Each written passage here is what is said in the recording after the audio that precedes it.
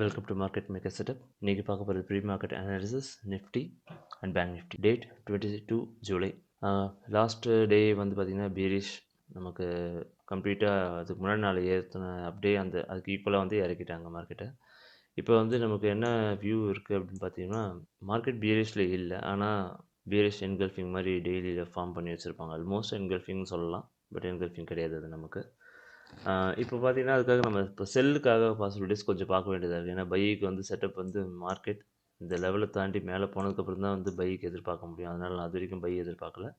ஒருவேளை இங்கே கீழே இந்த இடத்துல நமக்கு ஏதாவது டபிள்யூ ஃபார்மேஷன் ஏதாவது கிடச்சிது அப்படின்னா அந்த இடத்துல கூட இன்ட்ராடேயில் பை பார்க்கலாமே தவிர நம்மளால் ஹோல்டு பண்ண முடியாது. ஒருவேளை இந்த இடத்துல பை நமக்கு எதிர்பார்த்தா நமக்கு ஒரு என்ன சொல்கிறது, ஒரு டபிள்யூ ஃபார்மேஷன் கிடச்சிதுன்னா போகலாம். அதுவும் இன்ட்ராடே லெவலில் தான் போக முடியும். இன்றைக்கி டேவே வந்து ஒரு ரேஞ்ச் மார்க்கெட் மாதிரி இந்த 2 லெவலுக்கு நடுவில் சுற்றிட்டு இருந்துச்சுன்னு வைங்களேன். அப்படின்னா வந்து அடுத்து நாளைக்கு வந்து பார்த்துட்டு டிசிஷன் எடுத்துக்கலாம். இன்றைக்கி வந்து மண்டே ஆஸ் யூஷுவல் சொல்கிறது தான். மண்டேன்றது நம்ம கொஞ்சம் பார்த்து ட்ரேட் பண்ணுற மாதிரி இருக்கும் பொறுமையாக. இந்த லைன் 24,543 மார்க்கெட் ஒருவேளை இதுக்கு கீழே ஓப்பன் ஆச்சு அப்படின்னா இந்த லைன் ரெசிஸ்டன்ஸ் ஆக்ட் ஆகும் கரெக்டாக எக்ஸாக்டாக அந்த இடத்துல.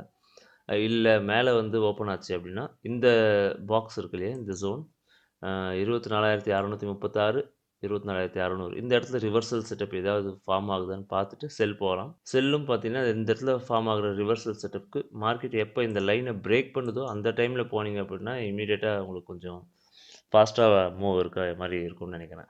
அப் டு இந்த லெவல் வரைக்கும் தான் எடுக்க முடியும். இந்த லெவலில் கன்ஃபார்மாக எனக்கு தெரிஞ்சு இன்றைக்கி கொஞ்சம் வெயிட் பண்ணிட்டு இருக்கும்னு நினைக்கிறேன். அவ்வளோ ஈஸியாக அது பிரேக் ஆகி கீழே போகுமான்னு எனக்கு ஐடியா இல்லை. அப்படியே பிரேக் ஆகி போனாலும் அடுத்த லெவல் எது வரைக்கும் போகலாம், எது வரைக்கும் நம்ம ட்ரேட் இனிஷியேட் பண்ணலாம்னா ப்ரீவியஸ் லோ இந்த இந்த வீக்கோடைய 50% வரைக்கும் நீங்கள் ட்ரேட் எடுக்கலாம் செல்லுக்கு.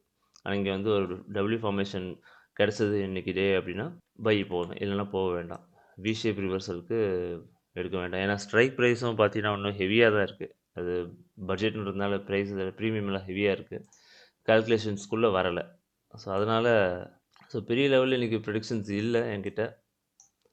லெவல்ஸ் மட்டும் அங்கங்கே மார்க் பண்ணியிருக்கேன். அதை வச்சு ஸ்கேல்ப் பண்ணிட்டு போகலாமே தவிர இந்த வாரத்துக்கு அப்படின்னு சொல்லி இன்னும் எந்த ஒரு டிசிஷனும் எடுக்கலை நான் இன்னும். அப்சைடில் தான் போகிறதுக்கு கீழே டிமாண்ட்ஸ் இருக்குது நமக்கு. இந்த 2 ஏரியாவும் இருக்குது.